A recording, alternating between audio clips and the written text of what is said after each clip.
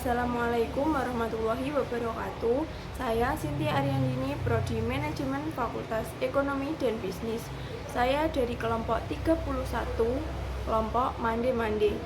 Saya di sini akan sedikit berbicara tentang implikasi ekonomi sosial dari uang kuliah yang tinggi terhadap akses pendidikan tinggi di Indonesia.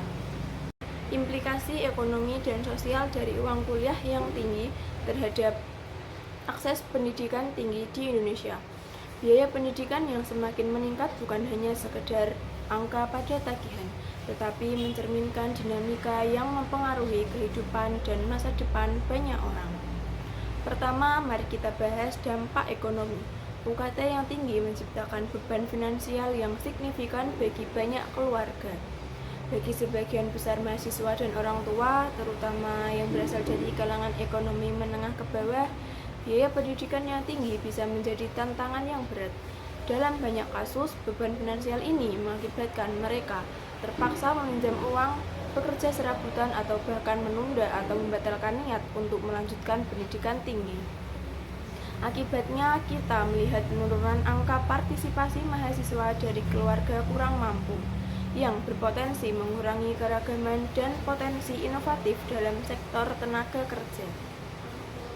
Kedua, dampak sosial dari UKT yang tinggi sangat luas dan mendalam. Pendidikan tinggi seharusnya menjadi jembatan untuk mobilitas sosial dan kesempatan yang lebih baik.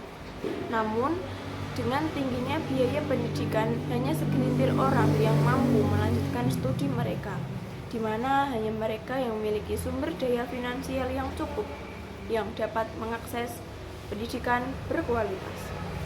Dengan kata lain, kita sedang menciptakan masyarakat di mana kesempatan untuk mencapai kesuksesan dan kesejahteraan sangat bergantung pada kemampuan finansial, bukan pada bakat atau potensi individu.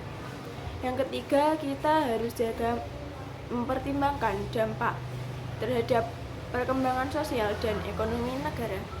Pendidikan tinggi adalah fondasi untuk inovasi dan pertumbuhan ekonomi. Jika akses ke pendidikan tinggi terbatas hanya pada segmen tertentu dari populasi, kita mungkin kehilangan potensi individu yang bisa memberikan kontribusi signifikan pada perkembangan bangsa. Kesenjangan ini bukan hanya masalah keadilan, tetapi juga sebuah kerugian besar bagi kemajuan sosial dan ekonomi kita. Untuk mengatasi permasalahan ini, kita memerlukan pendekatan yang komprehensif dan inklusif. Pemerintah dan lembaga pendidikan. Untuk mengatasi permasalahan ini, kita memerlukan pendekatan komprehensif dan inklusif. Pemerintah dan lembaga pendidikan harus bekerja sama untuk mengimplementasikan kebijakan yang memastikan akses pendidikan tinggi yang lebih adil. Thank God for my reefer, man. That shit good.